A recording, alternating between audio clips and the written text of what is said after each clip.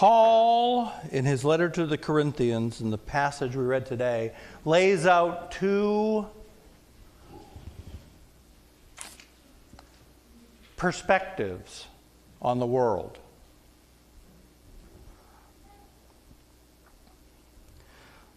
The first is as we see things from our earthly, fleshly perspective. We daily see and experience the reality of sin and death.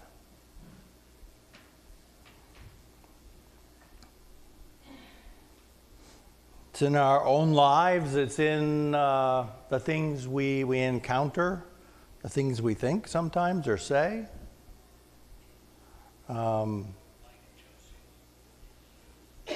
Certainly in the news.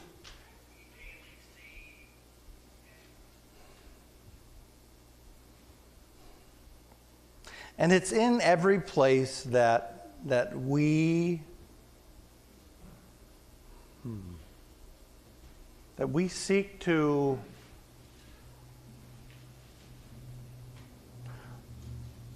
accomplish things, to do things, to say things, to think things that are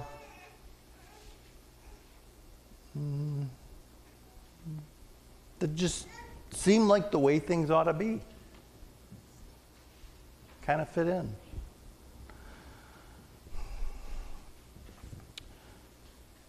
Paul puts that under the heading of in Adam all die. Now we go back to Adam. What did Adam do? Or Adam and Eve, if you read the whole thing, right? But we're just saying, okay, Adam, because he wants to keep the parallel with where he's going. So in Adam all die. If you follow Adam, if you follow the way of Adam. And what's the way of Adam? Well, you just live your life. You do your things, right? It's also, though, it's a self-centeredness. If I do the things I want, I die. Which is what Adam and Eve did, right? They said, yeah, looks good. We'll try it. We'll do. Don't worry about what God said, right? Whether that was their own sinfulness or whether that was the serpent, no, matters not. They disobeyed God. God said, don't do this one thing. Anybody ever have kids? Yeah, kids, children, youngins. You spend some time around them. If you say, don't do X, it's almost like putting a flashing red light around it, right? Right? McLean and I were talking about that, a week or so ago, about the difference between our children as they were growing, when they were very young. And one of our children was very definitely, you wouldn't know it looking at him today, but one of our children was very definitely you said, don't touch that. Guaranteed, within 30 seconds, it would happen. So, it's a natural human thing, and that's how we behave, and that's what we do. And God calls that, right, the way of the flesh in the New Testament, or as Paul calls it today, right? In Adam, I forgot that's loose. In Adam, all die. And we're born following the way of Adam. Think about that. We're born, that's natural. We do what we want to do, and we don't think about much else. And then he goes to contrast that with the way of Christ, and in Christ, right, in essence, all live. Right? In Christ, all will be raised. In Christ, all are redeemed. In Christ, There is hope and possibility that goes beyond anything we can imagine. In Christ, all things are being made new.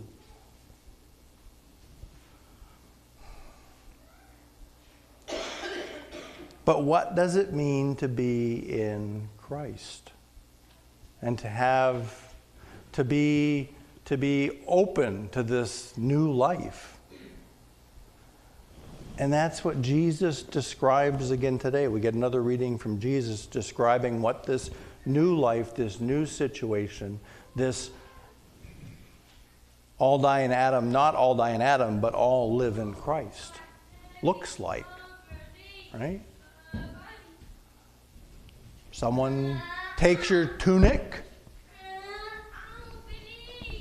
give them another one, right? If someone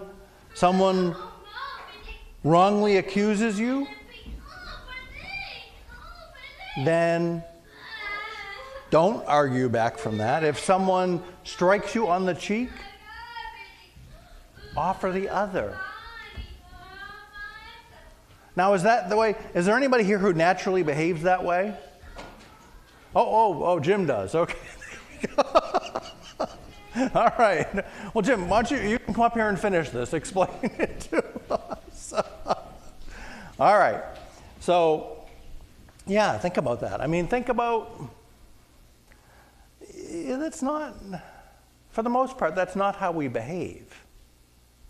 Right? When someone wrongs us, I guess sometimes when I'm wronged, I might just disregard it.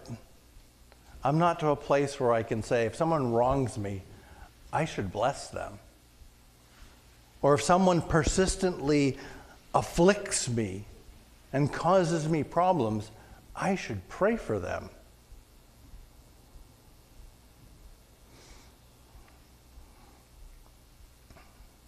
Even my dear wife, who I believe is much further along in her spiritual journey than I am, struggles with that concept of praying for those who persecute you. Right? I don't, I attempt that, but I'm not very good at it. She tries, but there's other things she's good at, but that one's hard. Pray for those who persecute you. I guess what would that be? Pray for your IRS agent?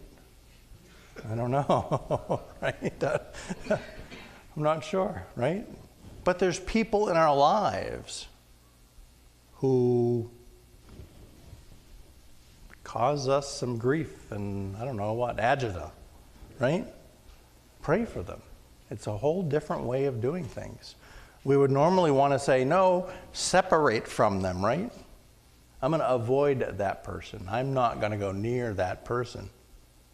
To pray for somebody, what needs to happen? What do you need to pray for someone? What? What do you want for yourself? Well, you need what you want for yourself, but for that, to pray for a person, you need to know something about them, right? You need to know what's going on with them. I mean, when they say pray for your enemies, God's not saying, God, please keep these people away from me because I can't stand them. Right? He says, pray for your enemies. So Jesus takes this and he says, no. He says, there's this other way that's really upside down. And we've been talking about this upside down way for a few weeks now, from the way that the world normally works. And Jesus wants Christ Lutheran Church and every other place where his followers gather to be places where people learn and grow in living this other way. And that's what he calls a light to the world. Right? That's how Jesus explains this is how we're being loved to the world. Pray for your enemies. pray for those who persecute you. Forget your enemies. Pray for those who persecute you. And you know, you look at places, I don't know that there's anybody here who is persecuted. I'm not persecuted, that's for sure. And I've never known persecution. But there's places around the world where persecution is a perfectly normal circumstance, right? And you look at those people, and you talk with them, and you listen to them, and yeah, they're praying for the people who persecute them. They're in that circumstance, and they're living it. So the question is, in our circumstance, how can we live that? Right? To those who ask, give, Jesus says.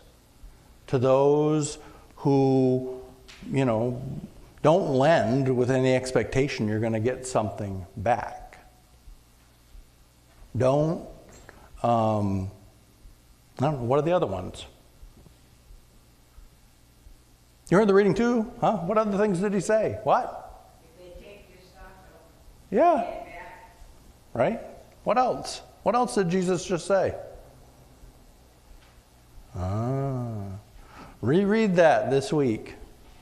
Reread that this week. And let it kind of sink in. And when you read it, it's not so much to read the whole thing, but something's going to jump out at you. And when it does, something that Jesus said jumps out at you. Grab onto that. It might be a verse, it might be a word, it might be a few words, and hang on to that. Oh, there you go. Thanks, Jim. Be merciful even as your Father is merciful. Look at that. How merciful is God? How merciful is our Father in heaven? So merciful that he sent his Son to die for us so that we might live in relationship, in right relationship with our Father forever. It's a tall order, right? That's who we follow, and that's our calling. So, I want you to reread that passage.